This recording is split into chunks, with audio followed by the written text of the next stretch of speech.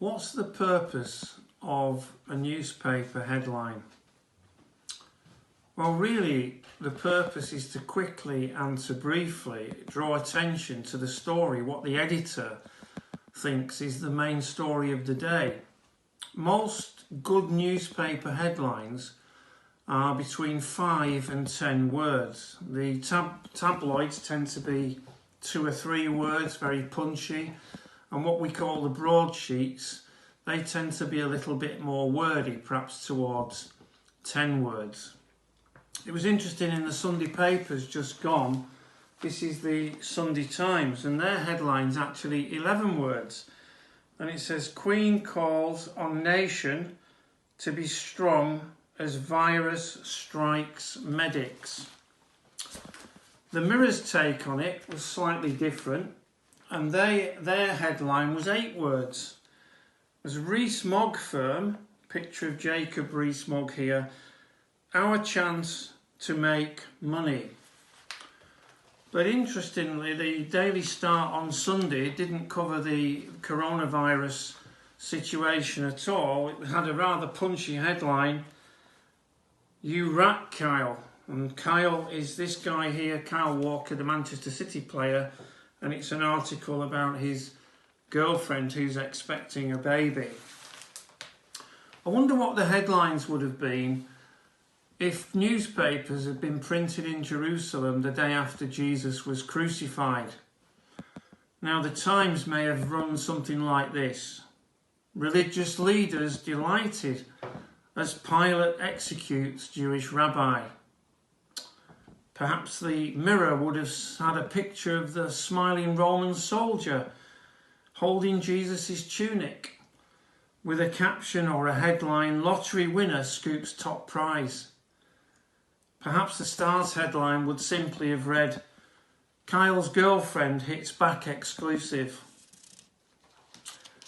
One of the things I do locally is to deliver the magazine of the Hornchurch Residents Association monthly magazine.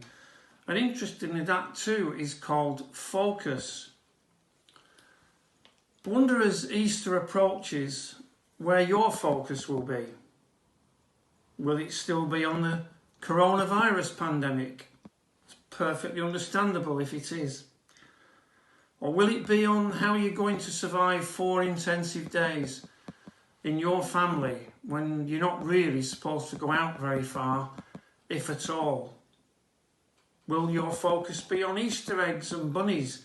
It was interesting this week, I got an email from the Sainsbury's chief executive, Mike Coop, and you know they've been restricting purchases to 3 items in their stores, and Mike's removed all restrictions on the purchase of Easter eggs because he said, we know you want to purchase more than 3, and we've got hundreds in our store and online.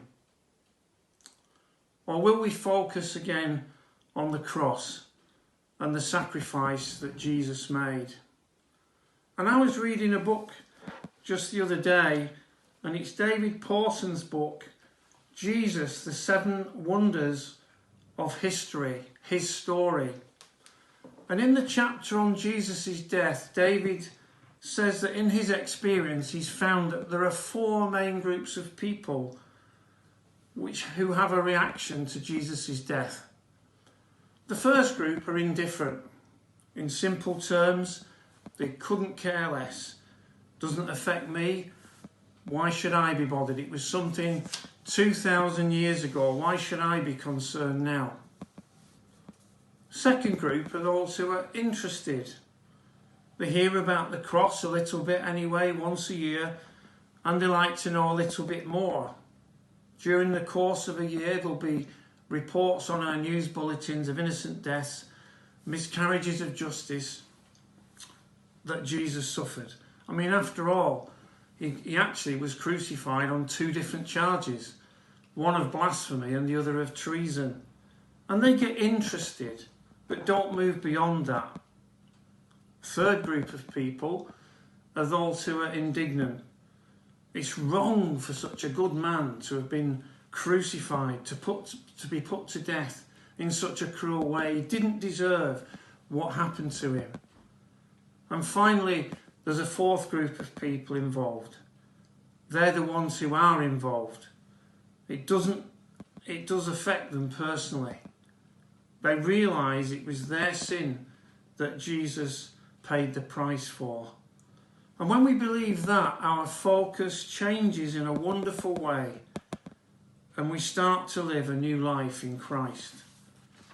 And I want to encourage you this Easter is to focus afresh again on Jesus' death and consider reading about it and of course his wonderful resurrection in one of the Gospels. And the Gospels of course are Matthew, Mark, Luke and John, as we celebrate this special time once again.